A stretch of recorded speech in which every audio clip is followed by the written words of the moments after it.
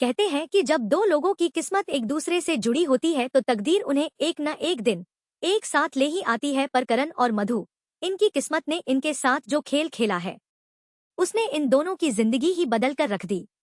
नफरत से शुरू हुई इनकी प्रेम कहानी नंदिनी की यादों और ऋषभ की साजिशों से बचकर अपनी सच्ची मोहब्बत को कभी पा सकेगी या नहीं, जानने के लिए पढ़िए मेरी नई पेशकश। गायत्री निवास में बने मंदिर में पंडित जी मां दुर्गा के सामने खड़े उनकी आरती कर रहे थे। उनके ठीक पास ही क्रीम कलर की सिल्क की साड़ी पहने गायत्री देवी ताली बजाकर आरती गा रही थी।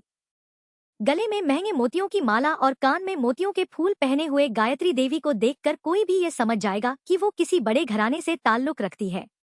उनके घर के सारे नौकर भी उनके पीछे हाथ जोड़े खड़े थे। गायत्री देवी का ध्यान अपने घर के दरवाजे था।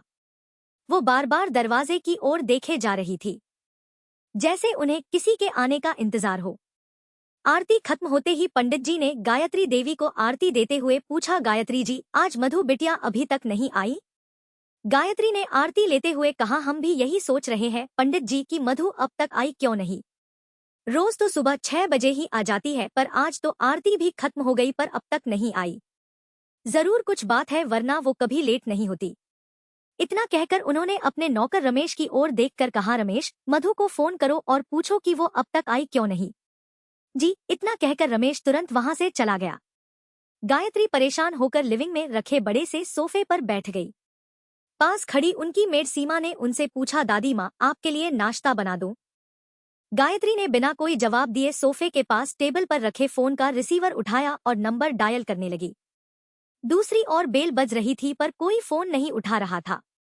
उन्होंने फिर से कोशिश की पर इस बार भी किसी ने फोन नहीं उठाया। गायत्री देवी ने परेशान होकर रिसीवर टेबल पर रख दिया।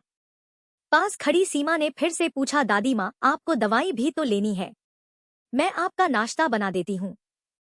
गायत्री ने गुस्से में कहा, हमें भूख नहीं है, तुम जाओ।